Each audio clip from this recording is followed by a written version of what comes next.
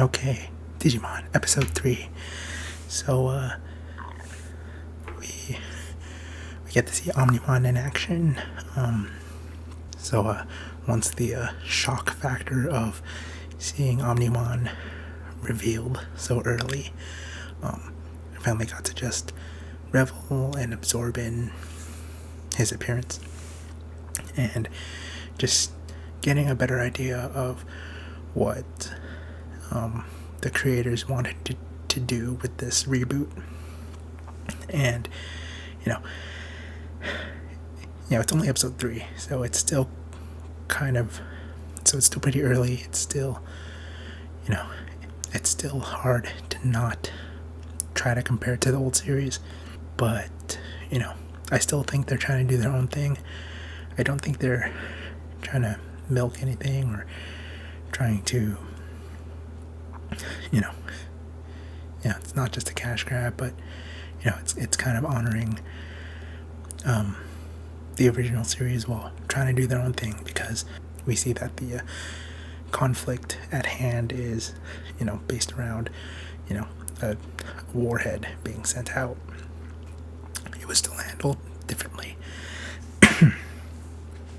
Like with this one, with the original movie, killing or destroying Diaboromon, the virus, was how they stopped the missile.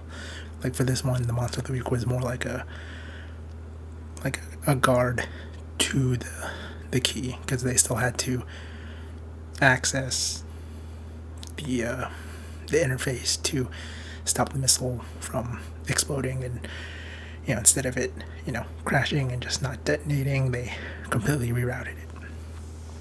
So even though the premise is similar, how it was handled was different. And there's actually one scene in particular during the Omnimon versus whatever Digimon fight this is that really reminded me of the original series or the original movie. Like, again, very similar, but doing it their own way, and really showing it different. And that's when whatever the big monster of the week, I don't know the name of this one. It's like it encases the area, and then it releases all these eyes. It's kind of like when Diaboromon had all those copies and they were surrounding the area, the arena. And then there's a part where all the eyes were shooting at Omnimon, and then there's still a part of me that's like, is he gonna do the thing where he hits it and it reflects back at everyone? That's not what happened, but that's set up, and it was very reminiscent of it. It's, again, just I feel like paying homage to the original while trying to do its own thing. Granted, the director or creator of that movie for War Games had their own style and storytelling, because they also did, I'm blanking on the Japanese movie, but it's very similar. Summer Wars. I knew it wasn't War Game. War Game is like an 80s movie. Anyway. And then, everyone gets transported back to the real world, and it looks like, they're, they continue a little more with Taichi and Koshiro going to camp. We get to meet Sora. We catch a glimpse of Joe, and I think we hear,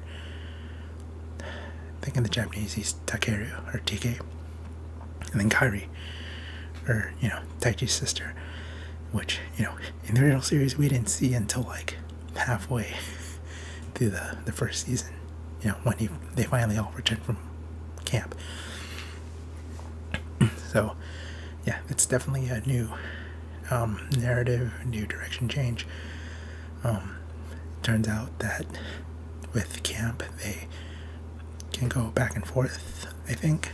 So it is going to be of what I originally thought of, they'll go back and forth between here and the real world, solving, you know, conflicts in the digital world that affect the real world.